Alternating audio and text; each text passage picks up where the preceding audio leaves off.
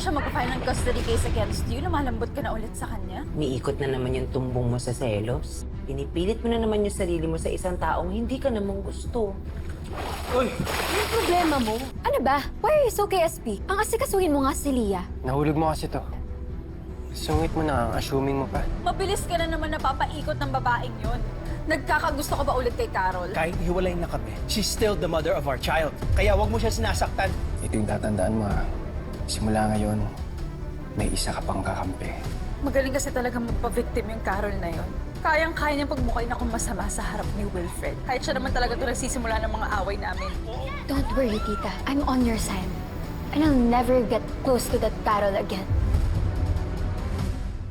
Hindi mawawala, hindi mababago, na ang alam ko lang ay magmahal sa'yo.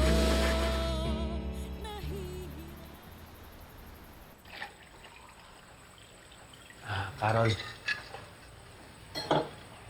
Pasensya sa nangyari kanina. I already talked to Ronnie. Sanay na naman ako sa kanya. Marami na ako napagdaanan sa inyong dalawa. Mauna na rin kami. Nasa si Leah? Andun sa isang kwarto kasama si Tristan, nanonood ng movie. Sige. Magpapaalam na ako kay Leah. Sabay ka na rin sa amin, pare. Oh, pare, mamaya na. Eh, nangako kasi ako kay Carol na ako na muna bahala sa dinner nila. Okay. Sige.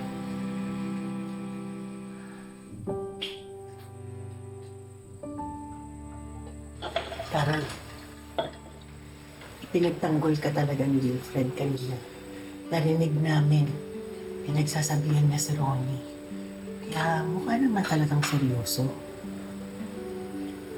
Aba, manang. Dapat lang talaga pagtanggol siya ni Wilfred, no? Okay lang yun, Fern. Alam mo, kahit kaibigan ko si Wilfred, okay lang naman talaga na pagtanggol si Carol, eh. Oh, yun naman pala eh. Kampi tayo dyan. Wilfred. Wilfred. What is it? Hindi ka pa rin ba uuwi? I'm just waiting for Amber to say goodbye to Leah. Pero you need to go home, Ronnie.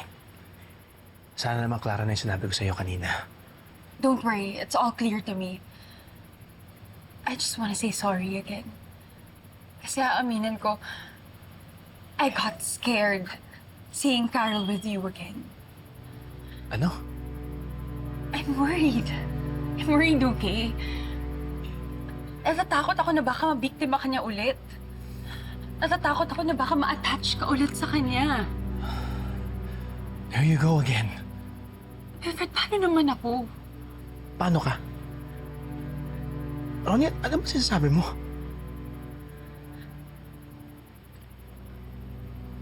Wilfred, kaya lang naman ako ganito kasi aaminin ko.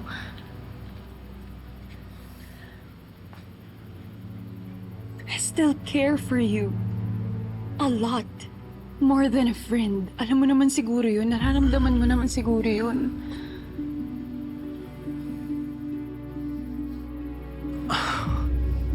Ronnie. Ronnie, wait.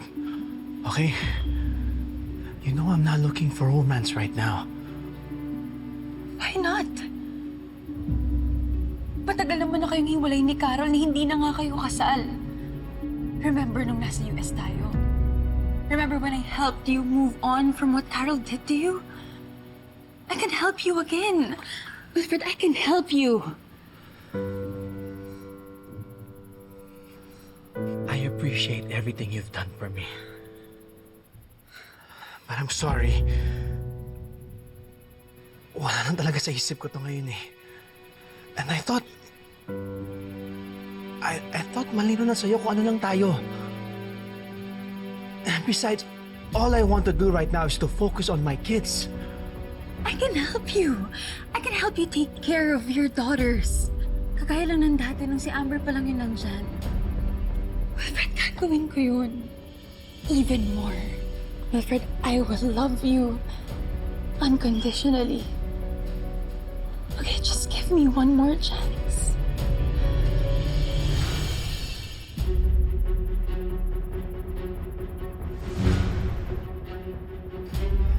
Huwag mo na sila tignan. Ronnie, ano bang ginagawa mo? Tama na kung nasasaktan ka.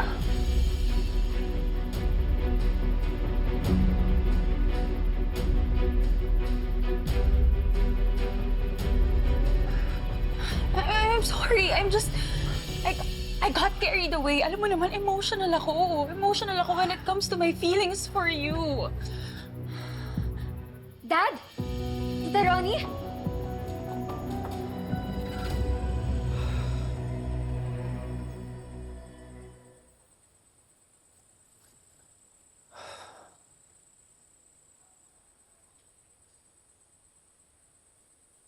Kahit hindi mo sabihin, alam ko, affected ka sa nakita mo. Carol, ayoko sanang sabihin sa ito. Pero, kitang-kita ko na naging close ulit si Ronnie at Wilfred. Lalo na nung nawala ka. Sakto naman na may pinagdadaanan si Wilfred sa pamilya. At alam naman natin na porsigido si Ronnie kay Wilfred. Is there something going on between the two of you? Again? Since when? Amber, let me explain. Amber, it's not what you think. Ako na lang siguro mag-explain sa kanya and maybe I'll be the one to take her home na.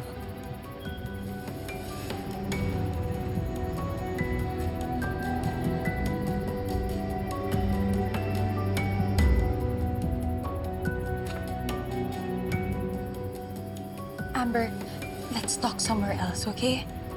Somewhere more private. Anong gusto mong gawin ko?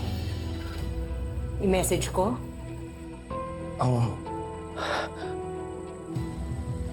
Ang ibig kong sabihin, maybe it's best na kalimutan mo na si Wilfred after ng lahat ng nangyari. So tell me, Tita. Why were you and Dad kissing? Kayo na ba ulit?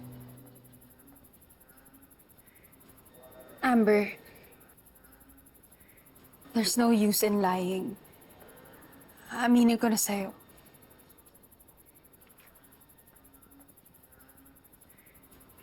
I still have feelings for your dad.